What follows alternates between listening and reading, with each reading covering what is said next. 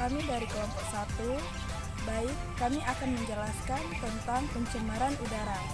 Pencemaran udara adalah kehadiran satu atau lebih substansi, fisik, kimia, atau biologi di atmosfer dalam jumlah yang dapat membahayakan kesehatan manusia, hewan, dan tumbuhan, mengganggu estetika dan kenyamanan atau merusak properti. Pencemaran udara dapat ditimbulkan oleh sumber-sumber alami maupun kegiatan manusia. Beberapa definisi gangguan fisik seperti polusi suara, panas, radiasi, atau polusi cahaya. Sifat alami udara mengakibatkan dampak. Pencemaran udara dapat bersifat langsung dan lokal, regional, maupun global. Pencemaran udara di dalam ruangan dapat mempengaruhi kesehatan manusia. Sama buruknya pencemaran. Di sini saya akan menjelaskan tentang macam-macam pencemaran udara. Pencemaran udara dapat disebabkan dari berbagai sumber. Mungkin sebagian dari kalian sudah mengetahui sumber-sumber yang mengakibatkan pencemaran udara itu bisa terjadi. Salah satunya yaitu kegiatan industri, pembakaran hutan, dan asap kendaraan.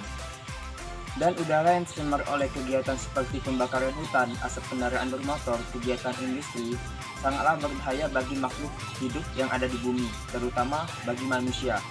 Nah, berdasarkan jenis zat yang mencemari udara, itu ada dua, yaitu pencemaran sekunder dan pencemaran primer. Pencemaran sekunder adalah substansi pencemaran yang ditimbulkan secara langsung dari sumber pencemaran udara. Contohnya yaitu karbon monoksida yang ditimbulkan karena proses pembakaran kegiatan industri seperti batu bara, kayu, dan asap kendaraan. Yang kedua yaitu pencemaran primer, masih berkaitan dengan pencemaran sekunder. Pembedanya, di pencemaran primer ini adanya proses reaksi dari pencemaran sekunder di atmosfer. Macam pencemaran udara. Pencemaran udara dapat disebabkan oleh berbagai sumber, seperti sumber industri dan sumber transportasi. Udara yang tercemar dapat mengandung macam-macam unsur zat.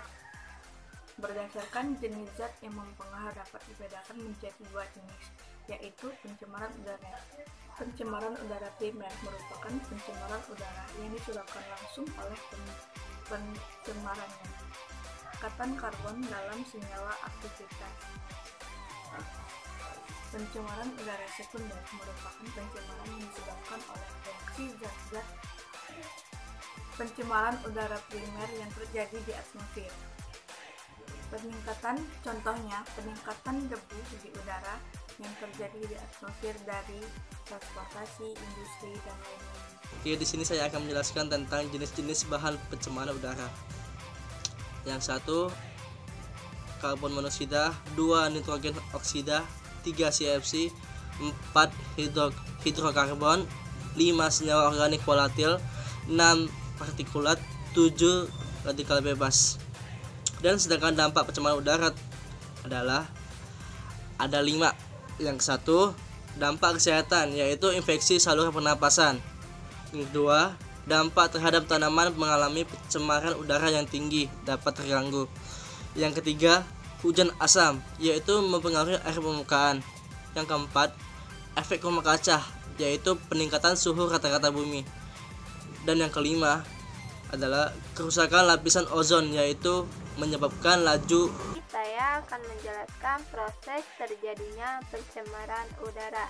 Yang pertama, pembakaran, misalnya pembakaran sampah, pembakaran pada kegiatan rumah tangga, kendaraan bermotor, dan kegiatan industri. Polutan yang dihasilkan antara lain asap, debu, grit atau pasir halus, dan gas karbon monoksida dan karbon dioksida. Yang kedua, proses peleburan, misalnya peleburan baja, pembuatan soda, keramik, aspal. Polutan yang dihasilkan meliputi debu, uap, dan gas. Yang ketiga, proses pengolahan dan pemanasan. Misalnya, proses pengolahan makanan, daging, ikan. Polutan yang dihasilkan debu, uap, dan bau. Yang keempat, pertambangan dan penggalian. Polutan yang dihasilkan terutama adalah debu. Yang kelima, pembuangan limbah, baik itu limbah industri maupun limbah rumah tangga. Polutan yang dihasilkan adalah gas H2S yang menimbulkan bau busuk. Yang keenam, proses kimia, misalnya pada pemurnian minyak bumi, pengolahan mineral, dan pembuatan kris. Polutan yang dihasilkan pada umumnya berupa debu, uap, dan gas. Yang ketujuh, proses pembangunan. Misalnya pembangunan gedung-gedung, jalan, dan kegiatan semacamnya. Polutannya seperti asap dan debu. Yang kedelapan, proses percobaan atom atau nuklir. Polutan yang dihasilkan terutama adalah gas.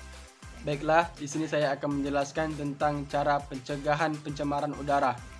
Adapun hal-hal untuk mencegah pencemaran udara. Yang pertama, menggunakan transportasi publik seperti bus dan taksi sehingga mengurangi pencemaran udara yang ada di jalan. 2. Menanam tumbuhan anti polutan seperti sirih gading, palem bambu, dan tanaman pakis. Tanaman ini bermanfaat untuk menyerap CO2 atau karbon dioksida yang bisa menyehatkan tubuh dan menyeimbangkan tubuh agar lebih baik. 3. Emisi kendaraan. Apa itu emisi kendaraan? Emisi kendaraan adalah pengukuran gas buang kendaraan untuk mendeteksi kinerja mesin. Dengan hal ini kita tahu zat berbahaya untuk lingkungan. 4. Jangan membakar sampah sembarangan. Kenapa kita tidak boleh membakar sampah sembarangan? Karena di saat kita membakar sampah sembarangan, sama saja kita mengeluarkan yang namanya zat klorin yang berfungsi untuk merusak atmosfer. Maka tugas kita dari itu, buanglah sampah pada tempatnya dan biarkan tugas kebersihan yang akan membakar sampah tersebut dengan baik secara teknis. 5. Meningkatkan kesadaran diri. Dengan hal ini, kita bisa menjadi langkah awal untuk mempengaruhi orang-orang di sekitar kita untuk ikut berkontribusi seperti teman, keluarga, dan lingkungan sekitar kita.